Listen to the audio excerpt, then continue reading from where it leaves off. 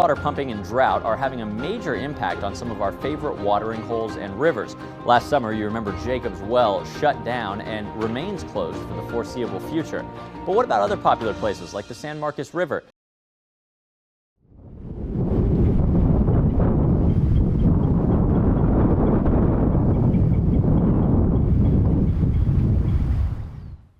I mean, the San Marcos River is so special in so many different ways.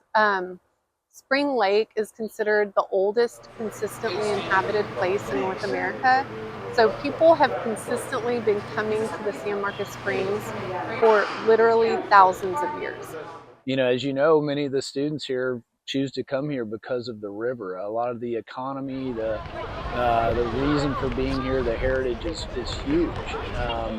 So it's important culturally. There's also some indigenous cultures that have sacred beliefs in and around the river, which starts here at San Marcos Springs. And so it's very important culturally. It's important for our health and our well-being, as you know, swimming in the river and accessing that. A lot of our academic coursework that we do here at the university centers around the river and issues facing the river. We are in a 5-year drought right now, and we're approximately 60 inches behind in rain over the past 5 years. So that's about 2 years worth of rain that we have not received over the past 5 years.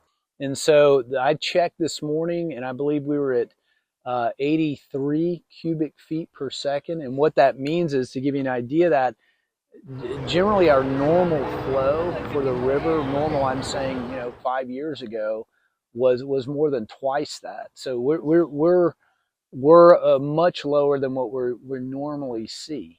That's a significant drought.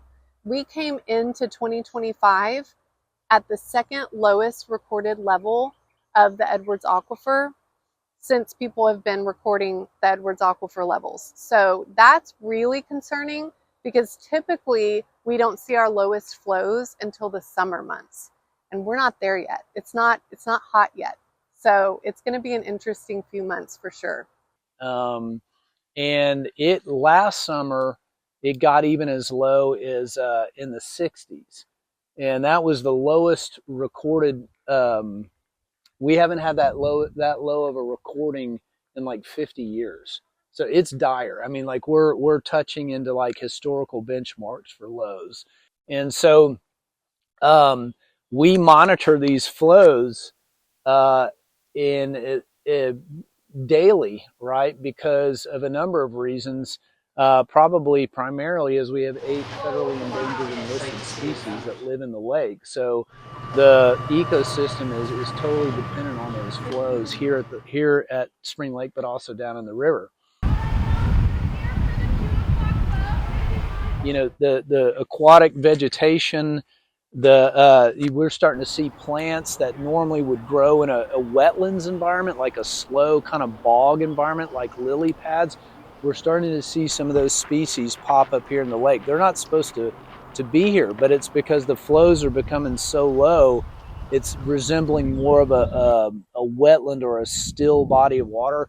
The good thing about a drought, the only great thing about a drought, is that it highlights the fact that water is not an infinite resource, which means legislators are starting to realize that we need to have a little bit more balance between development, groundwater conservation districts, the municipality's ability to have moratoriums in times of need. So we've got a lot of bills that we need people to go and comment on so that the legislators can pass those bills. We have a lot of sedimentation on the bottom of the lake, and that sedimentation is not good for the endangered species. We have little salamanders, fountain darters, and they need that flow. And so we have a volunteer diving program that goes down and cleans and maintains. We're like almost manufacturing current to kind of make it feel and look like that there's some actual flow in there because we're so low. You know, drought does a really good job in showing us that we all need to be conserving water. More people are moving to Central Texas than ever before, which means more people are in need of drinking water. Right. So it's like you have to first start to think about how much water do I actually need, and then not only that, but what kind of how else am I using water? Am I watering my yard? Maybe you need to change some drought-resistant plants where you don't have to use water as much. There was something that came out that said about 60% of potable water in the hill country is used on lawns and agriculture.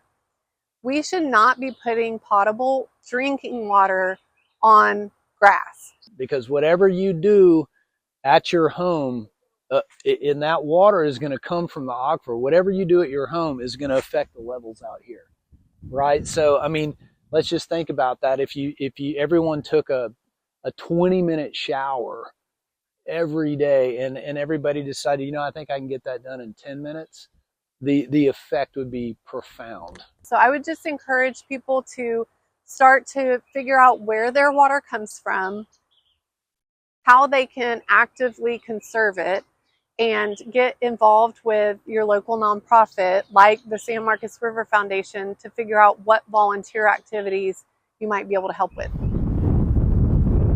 That's one thing. I would say if people could subscribe to our newsletter, it's free, and I promise not to spam you. That has a lot of good information, whether it's a vote happening at City Council or County Commissioner's Court, or even writing to state legislators. Those are things that take 3 minutes that can have a huge impact. We also do trash pickups, invasive species removal, and water quality monitoring. Our water quality monitoring program has been in practice for the past 30 years, and that's critical to having that historical knowledge so that we know when there's a problem on the river. No, I think the charge to anybody who's watching this is to, again, the first thing is to come out, you know, and experience it. If you haven't gotten the river, get in. You know, if you've gotten in, then maybe get in, be thinking about what that means to you and sort of what you could do to make sure that people can keep getting in just like you. You know, what are some things that you can do? And a lot of that's real simple stuff. Don't litter. Use less water, and get involved in volunteer efforts in the community and in and around the river, and just be conscious about the way that you live environmentally, as all those actions will help out around here for sure.